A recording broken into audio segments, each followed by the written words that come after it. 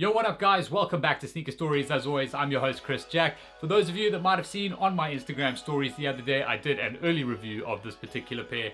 Just because it was releasing last Friday, I wanted to show you guys a little bit more around it, just in case you were thinking or at least on the fence of copying. So without further ado, let's check out the collaboration between Reebok and Adidas on the Instapump Fury Boost.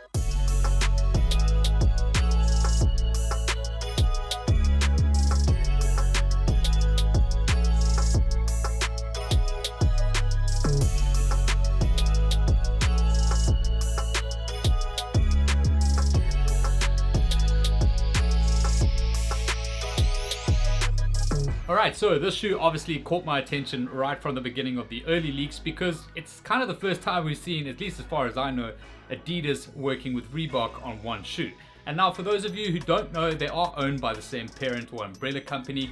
At least Adidas owns Reebok or something along those lines. So it's not like too far out of reach, I guess, in terms of collaborations, but the two brands really do operate independently and you don't see something like this. Now, why the shoe is so cool to have in the collection is it combines two of the technologies that both of these brands are famous for. So Reebok's pump technology and Adidas's boost technology. So you're getting the best of both worlds in one particular shoe, and to me, that's just super awesome. Now, just to talk about the silhouette, the Instapump was originated in 1994 by famed footwear designer Steven Smith. For those of you who don't know who Steven Smith is, he looks like that. And you'll see he's sitting with Kanye recently at a Fast Company talk that they did, where they unveiled their revolting clog shoe, whatever that is. Yeah. Now, not taking anything away from Steven Smith because he really is an iconic footwear designer and has worked with a whole bunch of different brands, many of them that you'll see in this room behind me. But this particular shoe redefined the running shoe back in 1994, where he basically got rid of the laces on the shoe and installed this inflatable chamber which wraps around the upper of the shoe. And one thing they're obviously famous for is the Instapump little thing on the top here, where you can basically just squeeze that until this airbag that wraps around your foot basically inflates enough to constrict your foot. But to show you around the shoe itself, and starting with the outsole here, you do have a Reebok branded rubber outsole, which is basically just plated onto this massive, chunky and segregated boost midsole. There is a hell of a lot of boost going on here, which obviously means it's going to be incredibly comfortable on foot. Now, moving up into the upper, the colorway of this particular one is called the Prototype, and that's because it was the first prototype colorway that Steven Smith had with this particular pair, and it never released until the public until now. From a material makeup, in the toe box section, you do have suede overlays, which give it a bit of a pattern feature here in the toe box, and set just below that, the base layer of the upper is a creamy mesh. And then forming the structure of that inflation system, you do have the solar orange touch points, and you've also got them in the heel section of the shoe, but the majority of the upper and the inflation unit on here are done in a royal blue color. Now, one thing that was in addition to this particular pair is this band that wraps around the forefoot of the shoe, and it's got Reebok and Adidas logos co-branded on there just to represent that. That, as I said in my Instagram quick review of this particular pair last week, is not something that I'm really feeling on this particular pair, but the minute you take it off, it definitely cleans things up a hell of a lot. And swinging around into the heel section of the shoe, they pay homage to both technologies from each individual brand. So you've got Reebok's pump and then the Boost logo from Adidas there, done in an embroidery in solar orange and royal blue respectively. And just to show you both shoes side by side, this one is currently deflated over here and this one is currently inflated. So I don't know if you guys can pick up that there is a lot of inflation going on there, which really constricts the shoe to your foot. And all you got to do to release it, if it is a little bit too tight or you want to get out of the shoe a little bit easier, it's got this little valve right here, and you just go. That's so cool. Taking a look inside the shoe, the reverse of the tongue and the sock liner is done in a white, sort of a furry kind of material.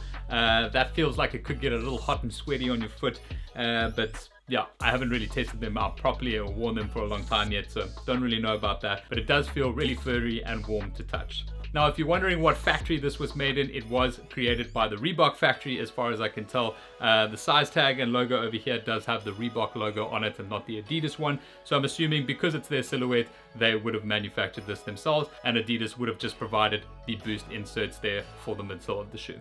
Just having a look at the insoles here, one thing I found quite interesting is that there is co-branding of both brands, the Reebok logo and then the Adidas Boost logo, which is a little bit different. I would have thought they would have had the Adidas logo there as well with the Reebok Vector, but they've gone with the Boost, just kind of paying homage to their technology again.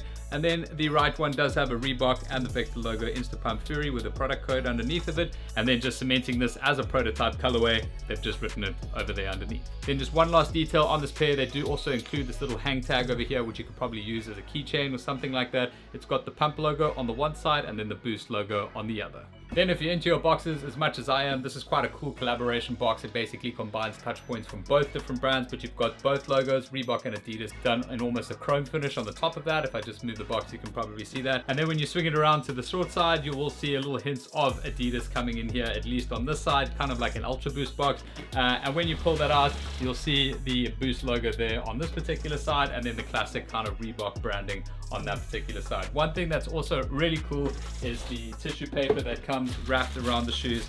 Has a whole bunch of cool detailing on it. I don't know if you guys will be able to see that, but you've got a whole bunch of different like sketches that pay homage to both different brands, and also the technologies as well. So kind of Boost on this side and the Pump stuff on that side. But that's pretty much it for the makeup and the details of this particular shoe. From a size perspective, I have found these to fit a little bit roomy. I do have a UK 9 here, which is my true to size, and I've got just probably a little bit too much space in the toe box at the front of the shoe, and maybe just a little bit loose all the way around, even once inflated. So I would probably suggest taking a half size down if you do have that as an option. Otherwise, as always, if you can try on a pair in store before buying, then that's obviously going to be your safest option. But that said, if you do want to wear a really thick sock maybe, or if you have wide feet, then stay true to size. But I don't know, I would have liked to have tried a half size down in this particular pair if I had the chance. From a pricing perspective, these landed here at 2,999 Rand, and were available from stores like Shelf Life in very limited quantities. There are still some pairs available on Reebok.co.za here locally in South Africa. Otherwise, if you are watching this from outside of South Africa, you'll probably find these at all your local retailers for Reebok and your regional Reebok websites as well. But that's pretty much it for the Instapump Fury Boost from Adidas and Reebok. I hope you guys have enjoyed this review. If you have any further questions on these, please drop them in the comments right below, and I'll do my best to get back to you as soon as possible. Otherwise, just a quick thank you to all of you guys who have subscribed to the YouTube channel so far. If you haven't, please do so right here. It would really mean the world to me to get the subscriber count up. But otherwise, that's all for now. I'll catch you on the next one.